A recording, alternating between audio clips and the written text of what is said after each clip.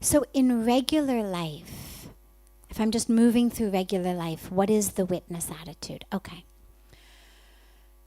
It's many things and it's very deep, but here's what it would look like if you were just beginning to learn about it, okay? So you begin with something very, very gross and very simple. By gross, I don't mean disgusting. I mean gross as in of matter, very, tangible. So I'm going to drink water. I feel thirsty. So if I were going to try to cultivate the witness, before I drink the water, I would allow myself a moment and I would try to connect with the one in me who was experiencing thirst. Because mostly we're just automatic. My mouth goes, feels dry, and I reach out for water. But can I connect for just a moment with the awareness in me of a dry mouth? Who notices my mouth is dry? Who's the one who says, my mouth is dry? Whose mouth is it? So I spend just a moment connecting with that. Don't get yourself too frustrated. It's a practice. But you just take a moment and you connect. Can I connect with the one who is saying my mouth? Whose mouth? Who's that my? Who knows, who understands thirst? And then as I bring it up to my lips, if I could have talked with my mouth full, I would have done that. But if I had opened my mouth, the water would have all poured out. So I had to swallow and then tell you. But while the water is inside, before you swallow, again, can I connect with the part of me that is aware that there's water in my mouth? Can I connect with the part of me that is watching the water go down? Okay? You do that for a while. Do that on a very, very simple level for a while. Then, as you start to watch yourself do things, notice, okay, after I've had that sip of water, I'm no longer experiencing that same level of thirst. So can I be the one now aware of the fact that my thirst is satiated? Can I be aware of that? And if I can be aware of the fact that my thirst is satiated, now maybe I'm aware of a slight rumble in my stomach. It's almost dinner time. Okay, so can I witness that? Now this is, again, it's very, very gross level witnessing, but we begin here. Can I be aware of the rumble in my stomach? Because if I can do that, and I can really get good at that, I'm going to start to be aware of a different type of rumble. It's easy to be aware of the rumble in my stomach. But I'm going to start to cultivate an awareness of a different type of rumbling, which is a rumbling of emotion. And just as I may notice my stomach start to contract, I'll cultivate the ability to notice my heart contracting. Can I notice the way that my breath starts to get a little bit shallower? And as that's happening, I can notice that there's a rise within me of heat and of energy. We call it anger, but if you notice, actually it's heat. It's energy. My heart is starting to beat a little faster, and I'm the one watching it. And you start watching that. And you do that again for a while. I'm going to have to give you a lot of the pieces at once because I just have you for a few minutes. And after you do that for a while,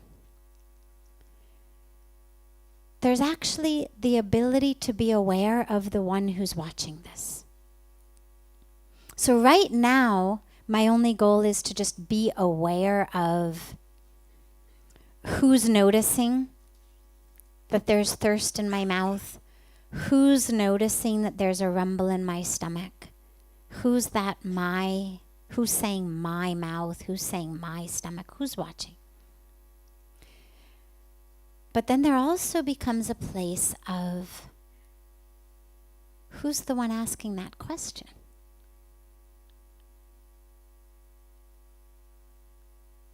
Right? So it takes you a step farther back. And slowly you cultivate different levels of awareness. Oh, okay. So now I'm sitting in the one who's asking the question of, can I go even deeper? But you don't want to go there yet. You begin with the general awareness. Then who's aware? Then who's asking that question? Who's watching? Who's aware? And it takes you into deeper and deeper levels of the self. And what this gives us, aside from a beautiful experience in meditation, but what it gives us is the ability not to be victims of our emotions. Otherwise, anger takes us. We yell, we hit, we insult. We do all sorts of things that harm others. And we harm ourselves. There's a beautiful quotation that says, being angry at someone else is like swallowing poison and expecting someone else to die.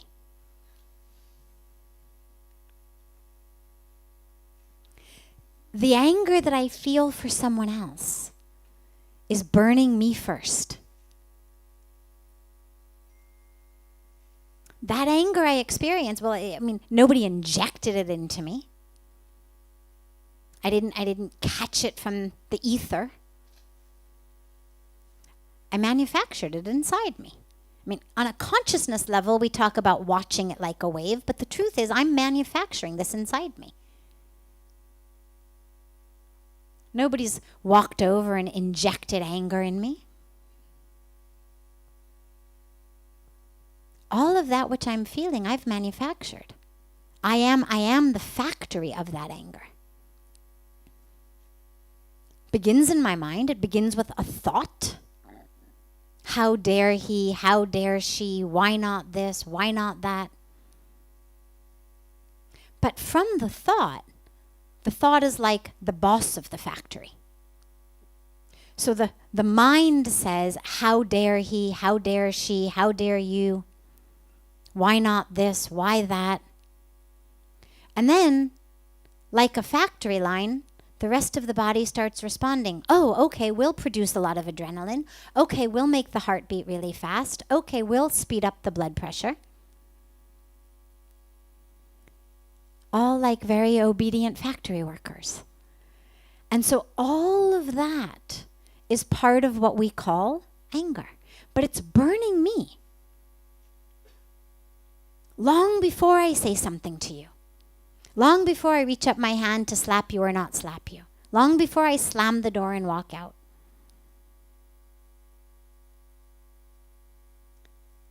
I'm the one being burned by it. And lastly, the flip side, of course, is when you think about something like love, and joy, peace, all of that which we experience with other people in certain places. Well, in the same way that someone's actions or words may have been a trigger, they may have been the trigger for my anger manufacturing plant to start, but I've manufactured it inside. In the same way, someone else's presence, an experience, a sunset, whatever it may be, is a trigger for my internal love manufacturing plant, or my internal joy manufacturing plant, or my internal peace manufacturing? Because all of that is coming from within me. I may say, you are the reason I'm angry. Or, you are the reason I'm so happy, I'm so in love with you, oh my God, that's so great, you're here. But the truth is, that love is within me. You're the trigger of it. You've switched on my love manufacturing plant. But it's actually taking place inside me. And so this is where we have the key. We have the decision. What am I going to manufacture?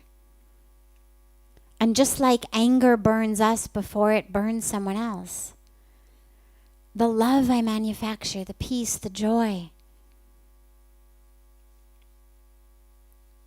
long before I give love to someone else, long before I give a smile to someone else, I'm benefiting on the inside.